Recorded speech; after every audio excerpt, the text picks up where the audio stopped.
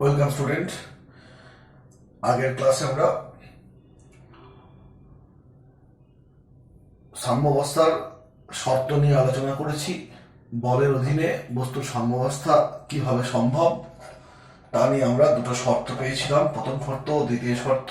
প্রথম শর্তে বলা হয়েছিল যে বস্তু কণার উপর ক্রিয়াশীল বলগুলির বীজগাণিতিক বা ভেক্টর যোগফল শূন্য হতে হবে, আর দ্বিতীয় শর্তে বলা হয়েছিল কোন একটা বিন্দু সাপেক্ষে ওই বলগুলির ভ্রামকগুলির বীজগাণিতিক সমষ্টি শূন্য হতে হবে।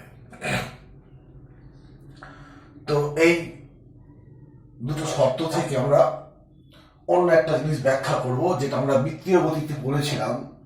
বৃত্তীয় গতিতে মনে করে দেখো একটু, যে অনুভূমিক রাস্তায় গাড়ি বা চার চাকা বা ট্রেন এর গতি নিয়ে আলোচনা করেছিলাম।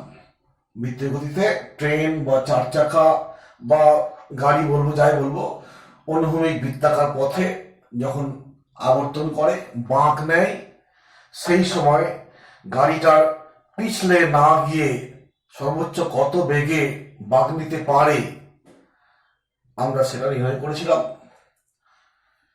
এখানে আমরা যেহেতু ওই বলের ভ্রামক বা টর্ক নিয়ে অলরেডি আলোচনা করে ফেলেছি, ঘূর্ণন নিয়ে আলোচনা করে ফেলেছি, অতএব আমরা দেখব বৃত্তাকার অনুভূমিক পথে যখন গাড়ি বা ট্রেন বা চার চাকা, ছ চাকা, 10 চাকা, যাই বলো, সেগুলো গতিশীল হয়, তা কোন শর্তে সেই গাড়িটা উল্টে পড়বে না, বা কি ঘটলে পরে গাড়িটা উল্টে যাবে।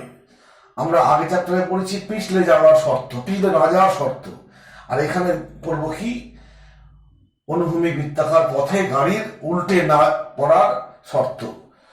তো যখন আমি বৃত্তাকার পথে, হেডিংটা লিখে আগে, অনুভূমিক বৃত্তাকার পথে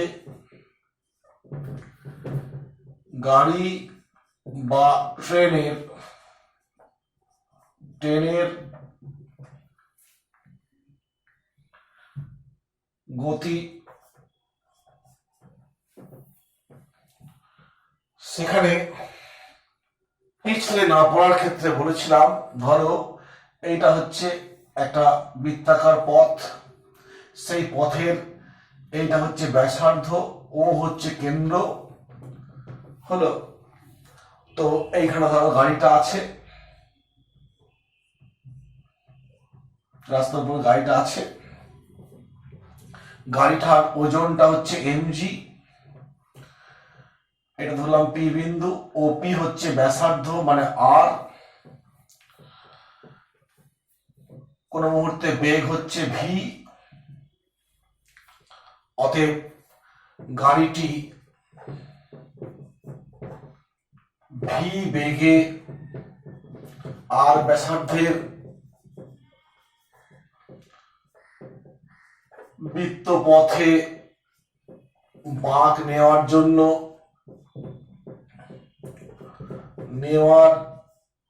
জন্য অভিকেন্দ্র বল হচ্ছে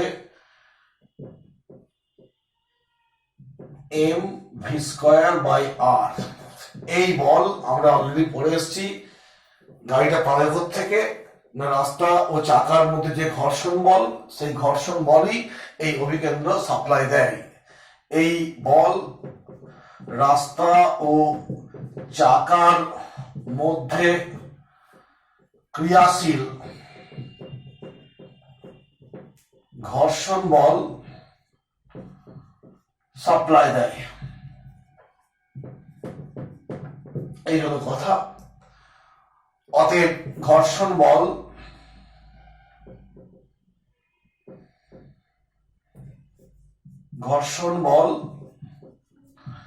F সমান মিউ, আর হচ্ছে প্রতিক্রিয়া, এবং আর সমান কি mg, অতএব F সমান মিউ mg ইকুয়েস। আচ্ছা, এটা হচ্ছে অভিকেন্দ্র বল FC, এটা 1, এটা হচ্ছে 2, তো অতএব লিখব কি mv² by r mu m g. এবং এই ঘর্ষণ বলটা কি অ্যাকচুয়ালি, এফটা কি, এফটা হচ্ছে সীমাস্ত ঘর্ষণ বল। ঠিক আছে, থাক। অতএব ভি সমান ভি স্কোয়ার সমান মিউ আর জি, ভি সমান √, মিউ আর জি। অতএব গাড়িটি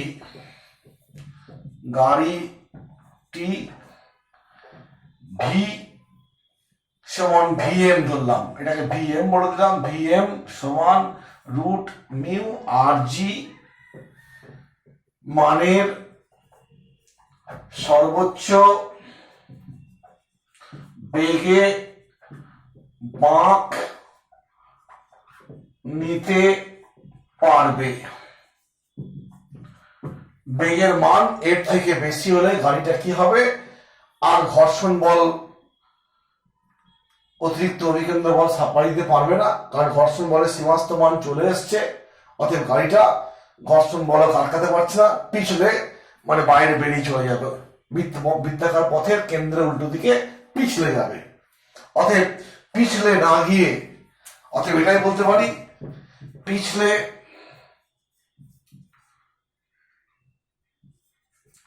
না পড়ে গাড়ির সর্বোচ্চ বেগ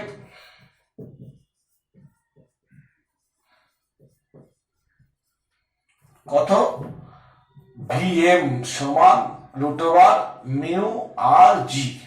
এই হলো বৃত্তাকার পথে পিছলে না গিয়ে সর্বোচ্চ এই মানের বেগে গাড়ি চলতে পারে। বেগের মান যদি এর থেকে বেশি হয়ে যায় তাহলে কি হবে না, গাড়ি উল্টে যাবে, সরি পিছলে যাবে, গাড়ি পিছলে যাবে। এটা গেল পিছলে না পড়ে সর্বোচ্চ বেগের শর্ত। আমাদের এই চ্যাপ্টারে যে আলোচনা আছে, ঘূর্ণনের ব্যাপার আসছে, ভ্রামকের প্রসঙ্গ আসছে, শিখেছি আমরা। অতএব গাড়ি উল্টে যেতেও পারে, কোন শর্তে গাড়ি উল্টে যাবে না, বা কি ঘটলে গাড়ি উল্টে যাবে, কত বেগে চললে গাড়ি উল্টাবে না, বা তার থেকে বেশি হলেই উল্টে যাবে, এগুলো আমরা আলোচনা করব। এইবার দেখো, এই আলোচনাটা কি আমি অন্যভাবে করছি এবং সেই বেগটা বার করছি, উল্টে না যাওয়ার বেগের শর্ত।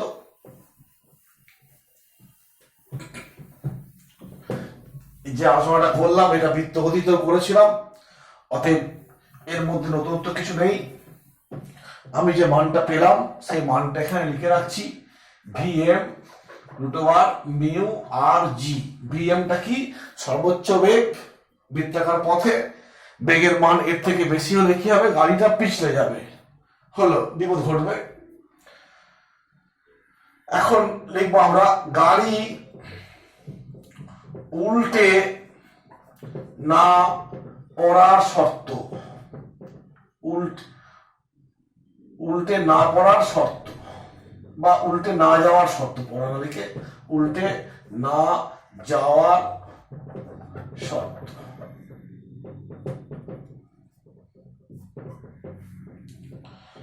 এবার আমরা ক্যালকুলেশনটা কোনভাবে করবো দেখো, আগে একটা পেয়েছি, এটা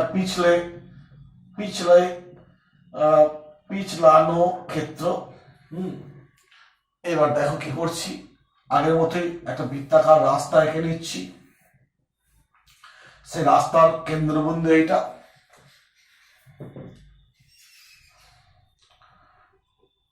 এইখানে একটা বিন্দু নিলাম, একটা গাড়ি এঁকে দিচ্ছি বড় মতো,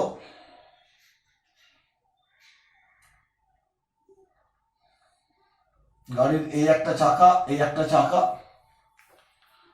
আমি দুটো চাকা কথা বলছি, ট্রেনের অনেক চাকা আছে, 4 চাকা 4টে চাকা আছে, হ্যাঁ 2 চাকা সম্ভব নয়, জাস্ট ছবিটা আঁকার জন্য করতে হচ্ছে। তোমরা দেখবে বইয়ে খুব সুন্দর করে 3 ডাইমেনশন আকারে ছবিটা আঁকা আছে, অত বুঝতে পারবে। তো এই চাকার উপরে গাড়িটা ভর দিয়ে আছে, এইটা রাস্তা, আর এইখান থেকে এইটা হচ্ছে কি ব্যাসার্ধ, আর ও বিন্দু, এটাকে বললাম পি বিন্দু। এই একটা চাকা, এটা এ চাকা, এটা হচ্ছে বি চাকা, এ বি চাকা। কথাগুলো শুনে নাও, এ ও বি চাকা। ওপি হচ্ছে বৃত্তপথের ব্যাসার্ধ, বৃত্তপথের ব্যাসার্ধ। এইখানে একটা বিন্দু নিচ্ছি, এটাকে জি বললাম।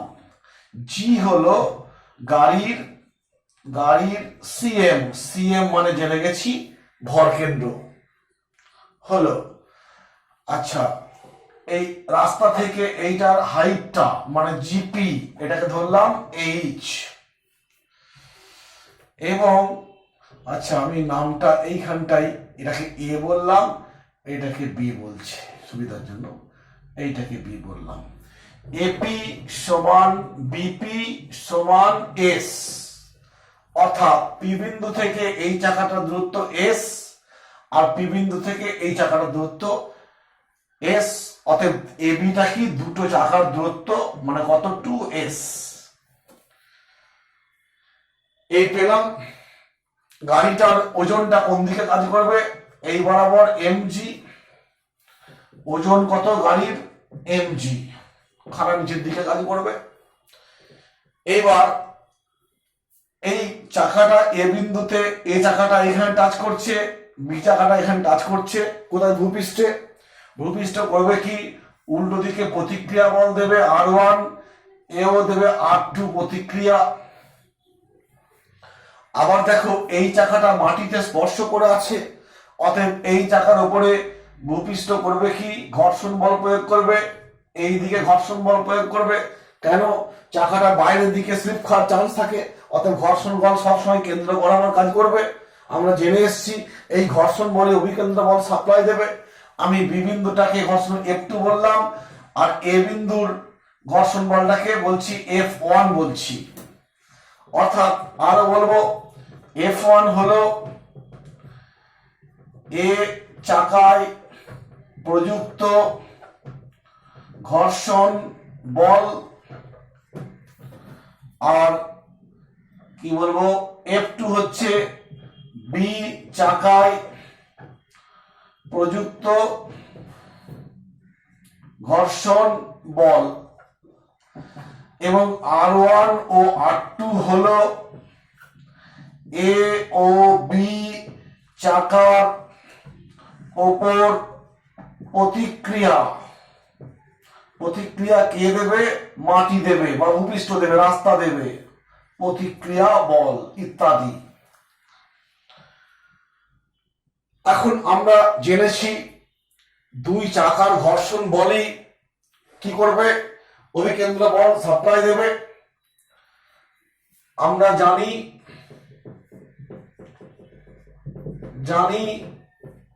এ ও বি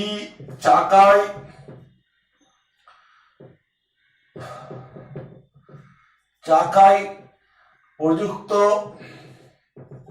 ঘর্ষণ বল গাড়িকে অভিকেন্দ্র বল সাপ্লাই করবে। অতএব লিখব কি, F1 প্লাস F2 সমান mv²/r। আর একটা বলে দিচ্ছি, ভি হলো গাড়ির বেগ। এগুলো সব আগে আমি ধরে নিয়েছি, ভি হলো গাড়ির বেগ। আবার দেখো প্রতিক্রিয়া, এই চাকায় R1, এই চাকায় R2। এই প্রতিক্রিয়া বল দুটো ঊর্ধ্বমুখী আছে, নিম্নমুখী আছে mg। অতএব লিখতে পারি,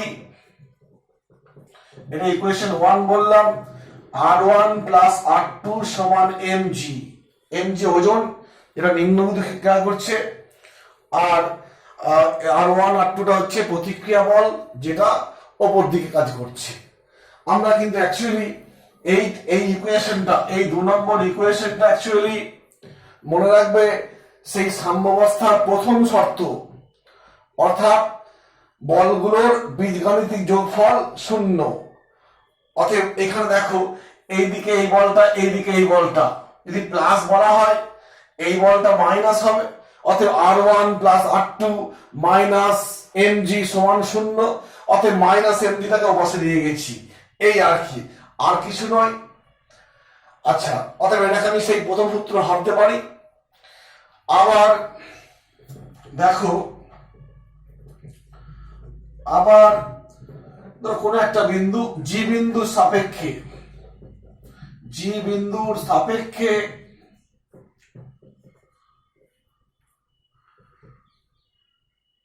গাড়িতে ক্রিয়াশীল বলগুলির, জি বিন্দুর সাপেক্ষে গাড়িতে ক্রিয়াশীল বলগুলির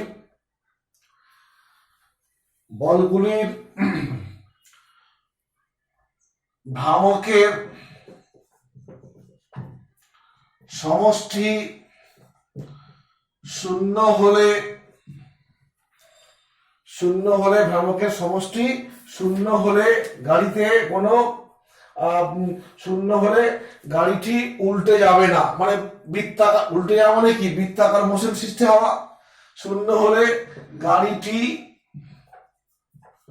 উল্টে পড়বে না বা উল্টে যাবে না। কেন না, ভ্রামক শূন্য হলে ঘূর্ণন প্রবণতা সৃষ্টি হয় না। ঘূর্ণন প্রবণতা সৃষ্টি হচ্ছে না মানে কি, গাড়িটি উল্টেও যাবে না, উল্টে যাবে না। অতএব লিখতে পারি যে বিন্দুর সাপেক্ষে আমি চারটে বল এখানে দেখো আছে, সেটা হচ্ছে R1 বল মাটি দিচ্ছে এই চাকার উপরে, R2 বল মাটি দিচ্ছে এই চাকার উপরে, মানে রাস্তা দিচ্ছে, মাটি মানে রাস্তা। আবার ঘর্ষণ বল F1 F2, এই সমস্ত বলগুলো ক্রিয়াশীল, বাহ্যিকভাবে ক্রিয়াশীল। এরা একটা বল আছে মনে রাখবে, এমজিটার একটা বল, অতএব ধরে নিতে পারি। তাহলে আমি দেখো এখানে 5টা বল আছে, 1 2 3 4 5। আমরা প্রথমে লিখছি R1 বলটা, R1 ইন্টু এই বলটা এই দিকে, এইটা এই দূরত্বটা হচ্ছে ভ্রামকের দূরত্বে, অতএব এপি। এপি চিহ্নটা দেখো, এই বিন্দুর সাপেক্ষে এই বলটা এই দিকে বস্তুকে ঘোরাবে, এই দিকে ঘোরানো মানে কি, ঘড়ির কাঁটার দিকে, অর্থাৎ ভ্রামকটা হবে ঋণাত্মক। আমরা এগুলো শিখে গেছি। এবার দেখো এমজি বলটা, অতএব এমজি লিখলাম। এমজি বলটা কিন্তু জি বিন্দু দিয়ে গেছে, অতএব শূন্য হলো, দূরত্ব শূন্য, অত সবটা শূন্য হয়ে যাবে।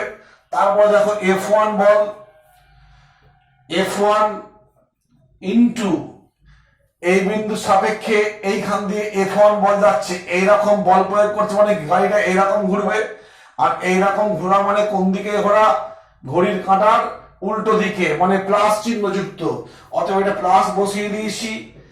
এই F1 বলটার ভ্রামক নির্ণয় করব, বলের মান ইন্টু লম্ব দূরত্ব। দেখো তো বলটা এই দিকে, এই বিন্দু সাপেক্ষে লম্ব দূরত্ব, এইটাকে আমি এইচ বলেছি, এইগুলোকে এস বলেছি, এখানে লেখা আছে এইচ। ঠিক একইভাবে F2 বলটা এই বরাবর, অর্থাৎ ক্রিয়ারেখার সঙ্গে লম্ব দূরত্ব এইচ, এবং ঘূর্ণন তৈরি হচ্ছে কোন দিকে, এই দিকে, অর্থাৎ এটাও প্লাস F2 প্লাস এইচ সমান। আচ্ছা, আরেকটা মিস করে গেছি, এই বলটা R2 বলটা, এই R2 বলটা দেখো এই বিন্দুর সাপেক্ষে ঘূর্ণন তৈরি করছে এই দিকেই, মানে ঘড়ির কাঁটার উল্টো দিকে, অর্থাৎ ওটা প্লাস হবে, প্লাস R2 ইন্টু এইখানে দেখো এই বলটা এই দিকে ক্রিয়া করছে, দূরত্ব হচ্ছে এইটা, আর এইটা মানে এস, অতএব এস সমান শূন্য। এই হলো ফলাফল। এইবার আমি এটাকে সিম্পলিফাই করে দিই একটু, মাইনাস R1 এপি মানে দেখো এপি মানে এস, এস প্লাস শূন্য, এটা শূন্য। আচ্ছা, এইটা আগে লিখছি, প্লাস R2 এস, তারপর দেখো এই দুটো থেকে আমি এইচ কমন নিচ্ছি, F1 F2 into H equals to 0। দেখো 1 2 3 4 5টা হয়ে যাচ্ছে। এবং আমি কি করছি দেখো,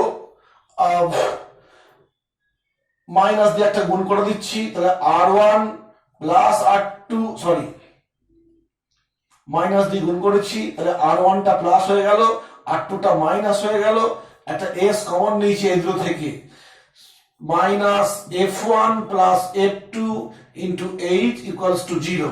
এই পর্যন্ত হলো। এবার আমি একটু এদিকটা মুছে দিচ্ছি, এগুলো আর দরকার নেই, এটা মুছে দিচ্ছি। সমীকরণটা লিখলে হতো, একটু তার দরকার নেই। এখানে একটু ছিল, দেখো এই সমীকরণটা ছিল এরকম, mv স্কয়ার বাই r, সমীকরণ 2 না 1 1 2, এটা 3 ছিল। তো এবার দেখো এইখানে আমি s দিয়ে এই সমীকরণটা ভাগ করে দেবো, আর এই মানটা দেখো আমি জানি কোথায়, এইখানে। অতএব লিখছি R1 মাইনাস R2, আমি s দিয়ে ভাগ করে দিয়েছি, আর এইটা লিখবো minus mv square by r, একটা s দিয়ে ভাগ করেছি, আর বাইরে একটা h আছে সমান 0। অতএব R1 মাইনাস R2 সমান mv square h by rs। Equation 4, equation 2 লক্ষ্য করো, ইকুয়েশন 4 লক্ষ্য করো। R1 প্লাস R2 সমান mg, R1 মাইনাস R2 মানে এইটা। আমরা সেই অপনয়ন পদ্ধতি বা বজ্রগ্রহণ পদ্ধতি বা যে কোন তুলনামূলক পদ্ধতির মাধ্যমে আমরা এইরকম সমীকরণকে সমাধান করতে শিখেছি। অর্থাৎ যদি যোগ করি, যদি এইরকম করি 2 প্লাস 4 করি, 4 করে পাই, অর্থাৎ যোগ করছি, যোগ করে দেখো R1 2 R1 এটা কেটে যাচ্ছে, আর এই পাশে কি হবে, এইটা প্লাস এইটা, মানে mg plus mv square h by rs হলো। অতএব R1 সমান m, এটা কমন নিচ্ছি, বাই 2 এলো g plus v square h rs, এই পেলাম, ইকুয়েশন 5 পেলাম। আবার যদি এই সমীকরণ দুই করা হয়, এই 2 ও আবার 2 মাইনাস 4 করছি, বিয়োগ করছি, বিয়োগ করে পাই।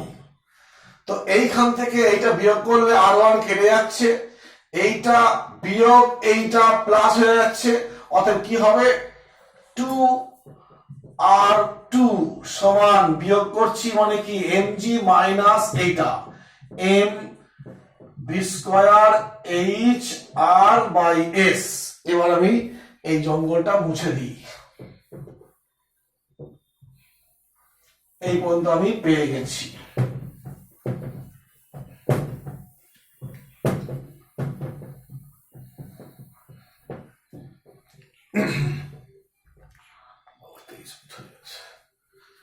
এইবার দেখো এইখান থেকে আগের মতোই আমি কি করব, এইটাকে বলেছি 5 নম্বর ইকুয়েশন, এইটাকে 5 বলেছি। এখান থেকে R2 সমান একটা m কমন নেব, এই দুইটা নিচে আসবে, g minus v square h by rs, equation 6। এইবার দেখো এইটা হচ্ছে R1, এটা R2, এটা প্লাস চিহ্ন, এখানে দেখো কিছু ধ্রুবক আছে, ধ্রুবকগুলো কি m g r s h, অর্থাৎ একটা গাড়ি তৈরি হয়ে গেছে, মানে কি এগুলো সব গাড়ির আকৃতি সংক্রান্ত বা গাড়ির ভর।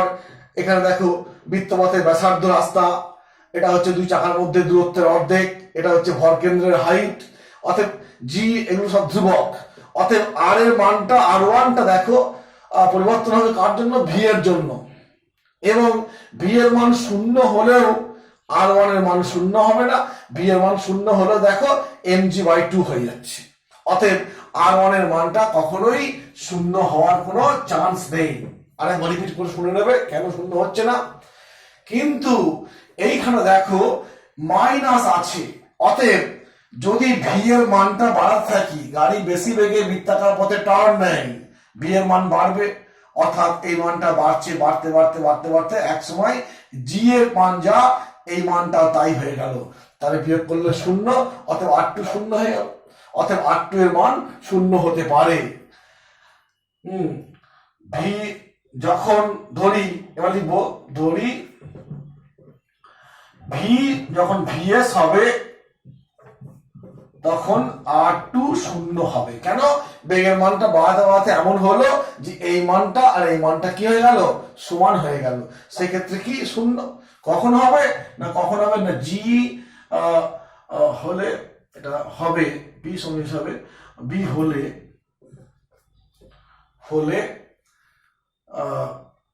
R2 শূন্য হবে যদি যদি এইটা হয় কি না জি সমান VS square H by RS হলো। অর্থাৎ সেই মানটা VS হবে আর তখন এই মানটা এর সঙ্গে সমান হবে আর এই দুটো সমান হয়ে গেলে R2 শূন্য হবে। এই হলো ব্যাপার।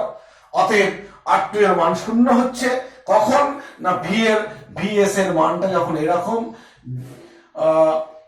কি বলবো s r g by h তার রুট হলো।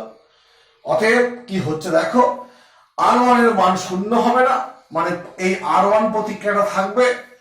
বেগের মানটা যখন এইরকম হবে R2 এর মান 0 হয়ে যাবে। R2 এর মান 0 মানে কি, এই মানটা 0 হয়ে গেছে। এই মানটা 0 কখন হবে, যখন এই চাকাটা রাস্তা থেকে আলো হয়ে যাবে হলো। আলো হয়ে গেলে অর্থাৎ যখন বেগের মান বাড়তে বাড়তে ভিএস হলো, R2 এর মান 0 হলো, এই চাকাটা আলো হয়ে গেছে। এখন যদি ভি এর মান এর থেকেও বড় হয়ে যায় তখন কি হবে, এই পাশটা বড় হয়ে যাবে, R2টা ঋণাত্মক হয়ে যাবে। তখন কি করবে গাড়িটা, এইটা তো টাচ থাকবে সবসময় রাস্তার সঙ্গে, 0 হবে না। অতএব তখন কি করবে গাড়িটা, মানে আরো বেগ বেশি হলে কি হবে, এবার আলো হবে। একটু আগেই এরকম হয়েছে মানে কি আর স্পর্শে নেই, তখন কি করবে এই বিন্দুকে কেন্দ্র করে গাড়িটা এরকম উল্টে যাবে। কোন দিকে উল্টে যাবে না বৃত্তের কেন্দ্রের উল্টো দিকে, বাইরের দিকে গাড়িটা উল্টে যাবে। অতএব গাড়ি উল্টে যাবে যখন বেগ ভি সমান v greater equal to VS হবে, উল্টে যাবে। অতএব বেগের মান এর থেকে বেশি হলে গাড়ি উল্টে যাবে। অতএব উল্টে না করার শর্ত কি, গাড়িটার বেগ এর সমান হতে হবে, এর বেশি হয়ে গেলে কি হবে, গাড়ি উল্টে যাবে। অতএব কি লিখবো,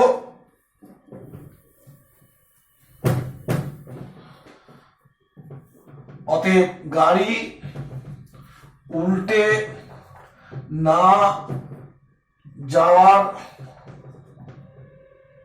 শর্ত বা সর্বোচ্চ বেগ কত না VS সমান √S বাই H আর জি হলো।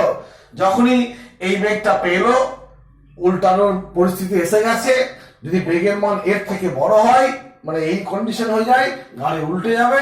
এর থেকে কম হলে গাড়ি উল্টাবে না। এইবার আমরা বারবার রিপিট করে করে দেখবো বিষয় ভালো করে। এইবার দেখো, এই বেগটা বলেছিলাম পিছলে না গিয়ে গাড়ি টানতে পারবে। এই বেগটা বললাম যে সর্বোচ্চ এই বেগ, গাড়ি উল্টে যাবে না। দুটো জিনিস চলে এলো, আমি সব মুছে দিচ্ছি। সিম্পল জিনিস আমি চলে আসি, আমি দুটো জিনিস পেয়ে গেছি। একটা হচ্ছে পিছলে না গিয়ে সর্বোচ্চ বেগ, আর একটা উল্টে না গিয়ে সর্বোচ্চ বেগ। এটা পিছলে না পড়ে সর্বোচ্চ বেগ হচ্ছে কত, Vm সমান √μRg।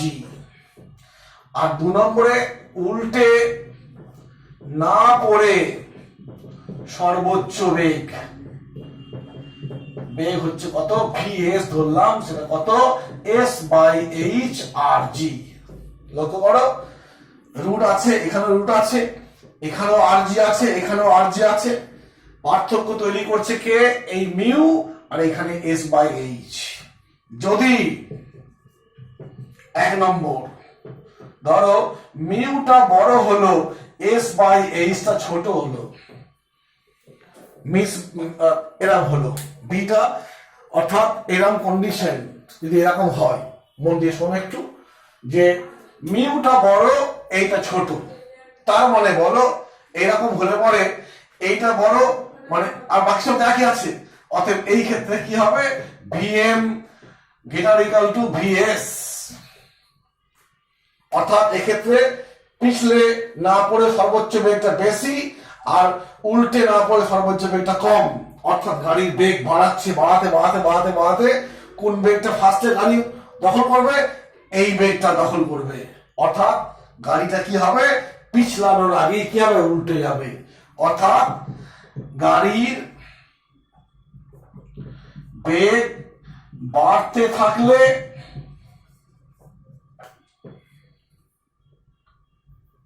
এই শর্তে গাড়ি পিছলে না গিয়ে উল্টে যাবে হলো।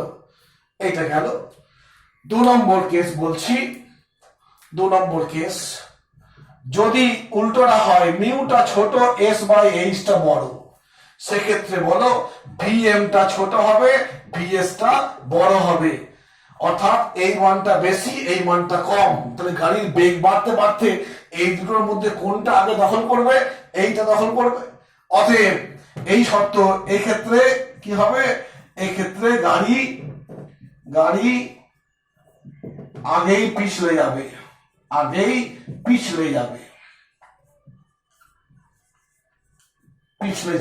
এক্ষেত্রে গাড়ি আগেই পিছলে যাবে, অর্থাৎ উল্টে যাওয়ার আগেই সে এই বেগটা দখল করবে, এই বেগটা উল্টে যাওয়ার বেগটা বেশি হচ্ছে, এই কন্ডিশন অনুযায়ী এটা হচ্ছে এস বাই এইচ, যদি বুঝতে না পারো আরেকবার লিখি এস বাই এইচ, ঠিক আছে তো, এস বাই এইচ।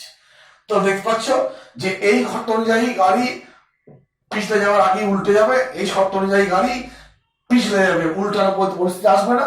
আমরা চেষ্টা করি জেনারেলি গাড়ি তৈরি করার সময় চেষ্টা করা হয় যেন গাড়ি উল্টে না যায়, কারণ উল্টে গেলে ক্ষতি বেশি হবে, সে মানব ক্ষতি হোক গাড়ির ক্ষতি হোক যাই হোক, উল্টে গেলে বেশি ক্ষতি হবে, ওই জন্য চেষ্টা করা হয় গাড়ি পিছলে যাক কিন্তু উল্টে না যাক,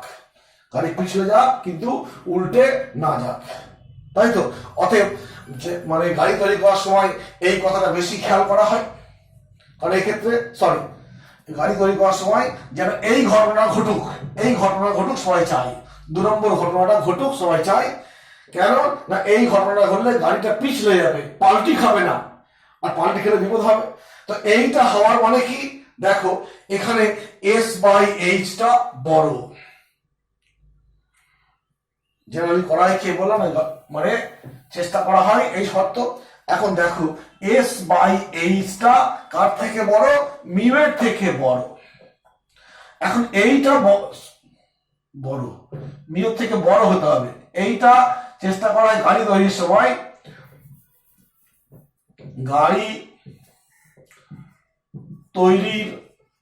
সময়, লক্ষ্য রাখা হয় যেন এইটা এস বাই এইচ এর মানটা মিউ এর থেকে কি হয়, যেন বড় হোক। এই মানটা বড় হতে হলে তুমি বলো এইটা বড় হলে এই মানটা বড় হবে না, এইটা বড় হলে হবে, এস এর মানটা বড় হতে হবে। এস এর মান বড় মানে কি, এসটা কি, এইখান থেকে এইটা বড় হওয়া, এসটা বড় হওয়া মানে কি, 2s টা বড় হওয়া মানে কি, চাকা দুটোর মধ্যে ডিস্টেন্সটা বেশি হলো, চাকা দুটোর মধ্যে ডিস্টেন্সটা বড় হোক, এবং হাইটটা এইচ এর মানটা কম হোক, এস এর মানটা বড় হোক, তাহলে মানে গাড়িটা পিছলে যেতে পারে কিন্তু উল্টাবে না হলো। অতএব দেখবে দ্রুত গতি সম্পন্ন গাড়িগুলোর হাইটটা কম হয়, এইচ এর মানটা কম হয়, এবং 2 চাকার মধ্যে ফায়ারটা বেশি করা হয়, এই শর্তে করা হয় যেন গাড়ির হাইটটা ছোট হোক এবং 2 চাকার মধ্যে যে ডিস্টেন্স 2s, এই 2s এর মানটা বড় হোক। এতে হবে কি, গাড়িটা মানে ব্যালেন্স থাকবে, পিছলে যাবে কিন্তু উল্টে পড়বে না, কারণ উল্টে পড়লে বড় ক্ষতি হবে। এই হলো মোটামুটি আমাদের আলোচনা, এখানেই শেষ করলাম।